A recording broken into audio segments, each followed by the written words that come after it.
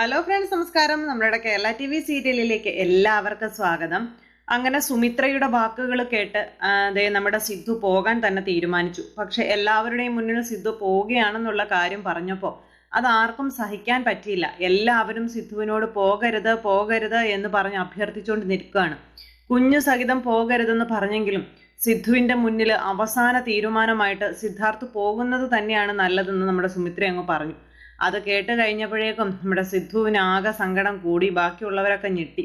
കാരണം അമ്മയുടെ തീരുമാനത്തിൽ ഒരു മാറ്റവും ഇല്ല എന്ന് മനസ്സിലായി കഴിഞ്ഞപ്പോഴേക്കും അങ്ങനെ അവർക്കിടയിലുള്ള ആ ഒരു സംസാരത്തിലൂടെ സിദ്ധു ഇനിയിപ്പോൾ നമ്മുടെ ഇവരുടെ വീടിനോട് അല്ലെങ്കിൽ ഈ നാടിനോടൊക്കെ വിട പറഞ്ഞു പോവുകയാണ്.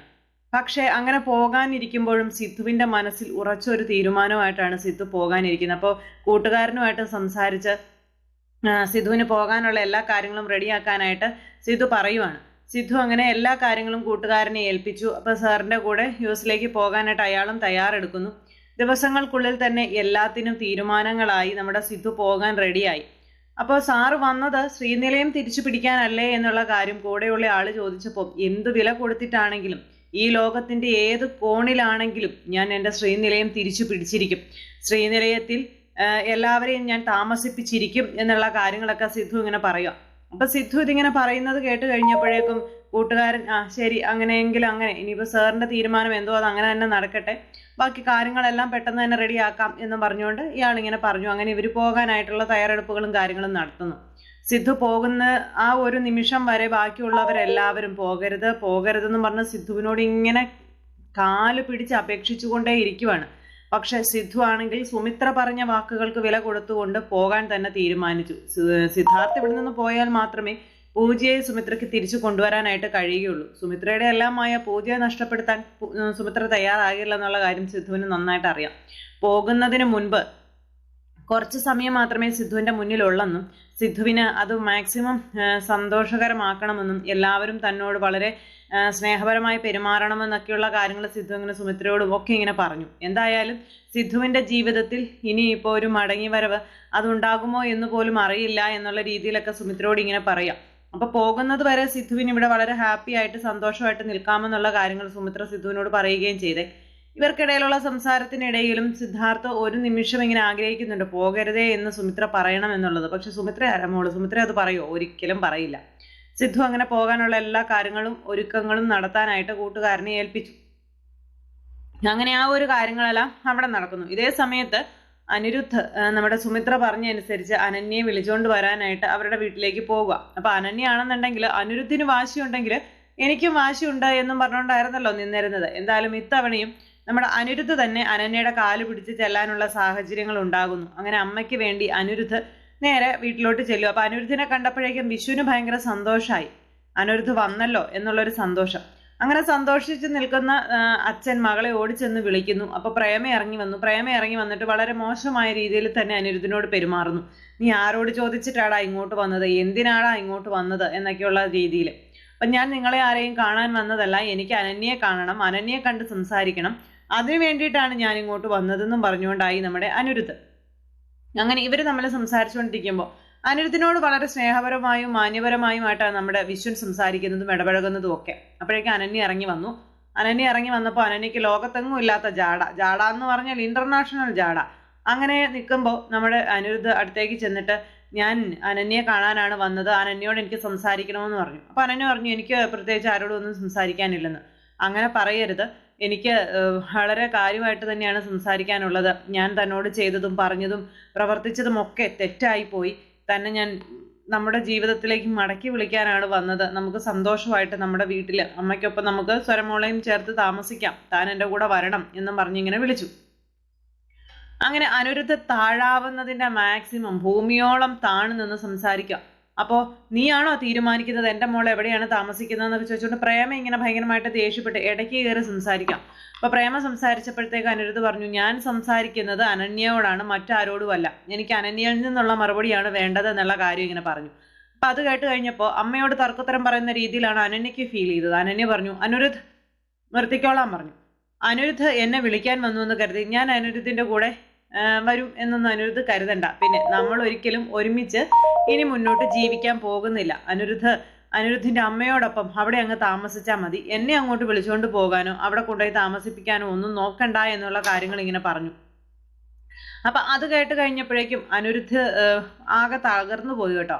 അപ്പൊ മോളെ നീ എന്തൊക്കെ ഈ പറയുന്നതെന്ന് വിശ്വ ചോദിച്ചു.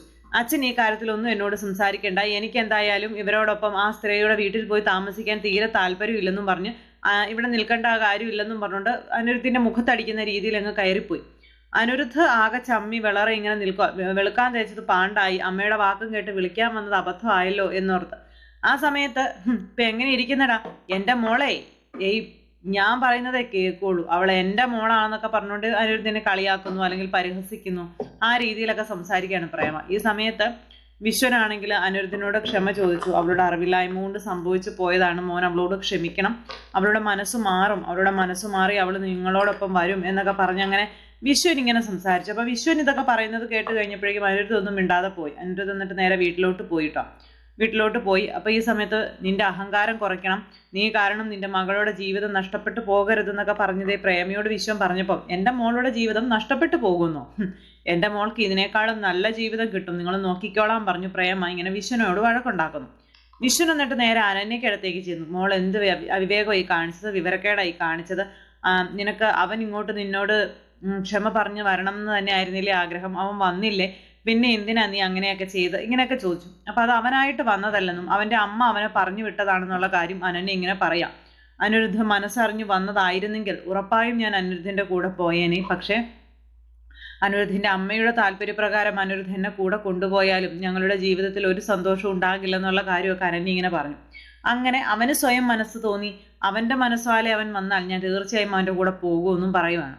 അങ്ങനെ ഇവർ സംസാരിച്ചുകൊണ്ട് അവിടെ ഇരിക്കുന്നു. ഈ സമയം പിന്നെ കാണിക്കുന്നത് അവിടെ അനിരുദ്ധ് വീട്ടിൽ ചെന്ന് മകന്റെ കൂടെ ഭാര്യ വരുന്നത് കണ്ണും നട്ട് നോക്കിയിരുന്ന നമ്മുടെ സുമിത്രയ്ക്ക് അത് കാണാൻ കഴിഞ്ഞില്ല. അപ്പൊ സുമിത്രയാണെന്നുണ്ടെങ്കിൽ ഇത് മകൻ തന്നെ വരുന്നത് കണ്ടതോടുകൂടി ചോദിച്ചു, എന്തു പറ്റി, അനന്യ വന്നില്ലേ എന്ന് ചോദിച്ചു. അപ്പൊ അവിടെ സംഭവിച്ച കാര്യങ്ങളൊക്കെ അനിരുദ്ധ് സുമിത്രയോട് പറയുവാണ്. അത് കേട്ട് കഴിഞ്ഞപ്പോഴേക്കും നമ്മുടെ സുമിത്ര പറഞ്ഞു, മോൻ വിഷമിക്കുകയൊന്നും വേണ്ട, അതിനൊക്കെയുള്ള ഒരു പരിഹാരം അമ്മ ഉണ്ടാക്കിക്കോളാം എന്ന് പറഞ്ഞ് സുമിത്ര ഇങ്ങനെ പറയുക. എന്നിട്ട് നേരെ സുമിത്ര മകനോട് വിഷമിക്കേണ്ട, ഇനി ഇതിൽ നീ ഇടപെടണ്ട എന്നൊക്കെ പറഞ്ഞിട്ട് അങ്ങനെ മകനെ അകത്തേക്ക് പറഞ്ഞിട്ട് പിന്നെ ഇത് കഴിഞ്ഞപ്പോഴേക്കും സുമിത്ര അതിട്ട് നേരെ പ്രേമയുടെ വീട്ടിലേക്ക് പോണു. പ്രേമയുടെ വീട്ടിലേക്ക് ചെന്നു. സുമിത്ര കോളിംഗ് ബെൽ അടിച്ചു. പ്രേമ വന്നു വാതിൽ തുറന്നു. സുമിത്രയെ കണ്ടപാടെ പുള്ളിക്കാരി ഒന്ന് ഞെട്ടി. സുമിത്ര ഒന്നും ഒരു ഇതിനും നിന്നില്ല, വളരെ സൗമ്യമായി പുഞ്ചിരിയോടുകൂടി നിന്നിങ്ങനെ സംസാരിക്കാം. അപ്പൊ സുമിത്ര ഇങ്ങനെ വളരെ സ്നേഹത്തോടുകൂടി സംസാരിക്കുമ്പോഴും പ്രേമ സുമിത്രയോട് വളരെ അപമര്യാദയായ രീതിയിൽ തന്നെ പെരുമാറിക്കൊണ്ടിരിക്കുന്നു. ഇങ്ങനെ എനിക്ക് അനന്യ ഒന്ന് കാണണം, ഞാൻ മോളെ കാണാനാണ് വന്നത്, പ്രേമയൊന്ന് വിളിക്കണം എന്നൊക്കെ പറഞ്ഞപ്പം നിന്നെ കാണിക്കാനുള്ളതൊന്നും അല്ല എൻ്റെ മോള്, അങ്ങനെയാണ് ഇങ്ങനെയാണ് അതാണ് ഇതാണ് മാങ്ങയാണ് തേങ്ങയാണ് ചേനയാണെന്നൊക്കെ പറഞ്ഞുകൊണ്ട് ഈ സുമിത്രയോട് ഭയങ്കരമായിട്ട് ദേഷ്യപ്പെട്ടുകൊണ്ടിരിക്കുന്നു. സുമിത്ര അന്നേരം എന്ത് ചെയ്തു, അന്നേരം സൗമ്യമായി തന്നെ സംസാരിച്ചുകൊണ്ടിരിക്കുന്നു. ഈ സമയത്ത് നമ്മുടെ അനന്യ ഇവിടുത്തെ ശബ്ദം കേട്ട് ഇറങ്ങി വന്ന് നോക്കുമ്പോൾ കാണുന്നത് നമ്മുടെ സുമിത്രയെ കണ്ടപ്പോഴത്തേക്കും അനന്യ ആകെ ഒന്ന് വിളറി എന്ന് പറഞ്ഞാൽ ആകെ വിളറി. സുമിത്രയെ കണ്ടത് അനന്യയ്ക്ക് ആകെ ചമ്മലായെന്ന് തന്നെ പറയാം. അങ്ങനെ നിൽക്കുമ്പോൾ മോളെ എന്നും പറഞ്ഞ് വിളിച്ചു. പിന്നെ സുമിത്രയും അനന്യയും തമ്മിൽ സംസാരിക്കുവാണ്. ഇവർ തമ്മിലുള്ള പ്രശ്നങ്ങളെ പറ്റി സംസാരിക്കുകയാണ്. അപ്പോൾ സുമിത്രയും അനന്യയും തമ്മിൽ സംസാരിക്കുന്നതിനിടയിൽ പ്രേമ നിന്ന് കഴിഞ്ഞപ്പോഴേക്കും എനിക്ക് മോളോട് തനിച്ചാണ് സംസാരിക്കാനുള്ളത് എന്നുള്ള കാര്യങ്ങൾ സുമിത്ര ഇങ്ങനെ പറഞ്ഞു. അങ്ങനെ അവർ രണ്ടുപേരും കൂടി മാറി നിന്ന് സംസാരിക്കാൻ തീരുമാനിച്ചു. പ്രേമ അതിനൊന്നും സമ്മതിച്ചില്ല. പക്ഷേ നമ്മുടെ അനന്യ അത്രത്തോടു കൂടി സമ്മതിച്ചു കൊടുക്കില്ല. അതുകൊണ്ട് ആ ഒരു തീരുമാനം കൊണ്ട് അങ്ങനെ അങ്ങ് പോണു. എന്നിട്ടേ സുമിത്രയും അനന്യയും മാറി നിന്ന് സംസാരിക്കുന്നു. സംഭവിച്ച കാര്യങ്ങളെ പറ്റിയും ഇതിലുണ്ടായ തെറ്റിദ്ധാരണകളെ പറ്റിയും അനിരുദ്ധിന്റെ ഭാഗവും അനന്യയുടെ ഭാഗവും മറ്റുള്ളവരുടെ ഭാഗവും തൻ്റെ ഭാഗവും എല്ലാം സുമിത്ര വളരെ ക്ലിയറായി നീറ്റായി അനന്യയ്ക്ക് മുന്നിൽ പറഞ്ഞു.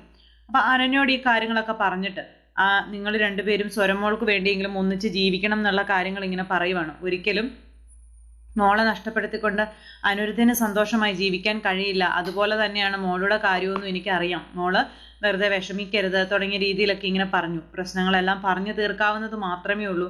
ചെറിയ ചെറിയ പ്രശ്നങ്ങൾ ഊതിപ്പെരുപ്പിച്ച് വലിയ പ്രശ്നങ്ങളാക്കി കഴിഞ്ഞിട്ടുണ്ടെങ്കിൽ ഒരിക്കലും നമുക്കത് തിരുത്താൻ പറ്റില്ല.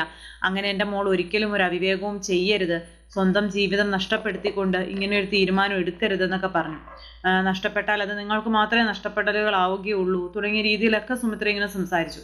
അപ്പൊ സുമിത്ര ഇതൊക്കെ പറയുന്നത് കേട്ട് കഴിഞ്ഞപ്പോഴേക്കും അനന്യയുടെ മനസ്സ് പകുതി ഒന്ന് അയഞ്ഞു. ശരിയാണ്, ഈ പറയുന്ന കാര്യങ്ങളൊക്കെ ശരിയാണെന്നുള്ള രീതിയിൽ അനന്യ തൻ്റെ ഭാഗങ്ങളെല്ലാം പറഞ്ഞു കഴിഞ്ഞപ്പോഴത്തേക്കും അങ്ങനെ തെറ്റ് ചെയ്തവരെല്ലാവരും ചുറ്റിനും നിന്ന് നമ്മളെ ബലിയേടാക്കിക്കൊണ്ടിരിക്കുമ്പോൾ നമുക്കതിലൊന്നും ചെയ്യാൻ പറ്റില്ല, എൻ്റെ മോള് വരണം എന്നൊക്കെ പറഞ്ഞു. ഇനിയിപ്പോൾ വീട്ടിൽ താമസിക്കാൻ താല്പര്യം ഇല്ലെന്നുണ്ടെങ്കിൽ നിങ്ങൾക്കൊരു വീടെടുത്ത് മാറി താമസിക്കാം തുടങ്ങിയ കാര്യങ്ങളൊക്കെ സുമിത്ര ഇങ്ങനെ അനന്യയോട് പറയും. എന്നിട്ട് അനന്യയെ കൂട്ടിക്കൊണ്ട് പോകാൻ പാകത്തിന് അങ്ങനെ ആക്കുന്നു.